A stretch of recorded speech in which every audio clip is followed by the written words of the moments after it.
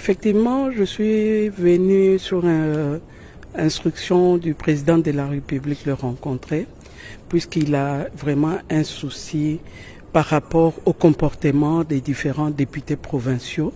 Et il m'a dit qu'il a appris que les différents députés provinciaux sont en train de monnayer leur voix auprès des sénateurs et les gouverneurs.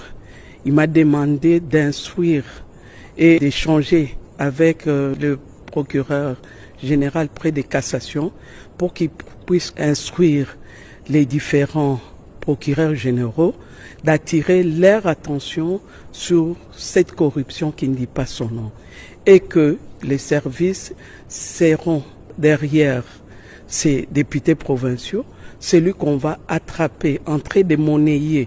Il n'y a pas de marchandises à vendre auprès des sénateurs et les gouverneurs et que cela doit s'arrêter. On ne peut pas continuer à accepter une telle corruption à ciel ouvert et qu'il faut qu'il y ait des sanctions sévères pour tout celui qu'on va attraper en train de monnayer son siège, sa voix auprès des sénateurs et gouverneurs.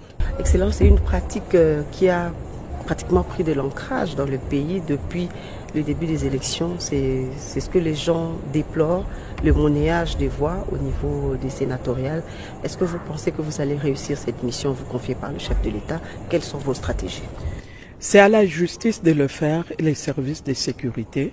C'est vrai que la corruption, c'est une infraction très difficile à établir, étant donné qu'il y a un corrupteur et un corrompu.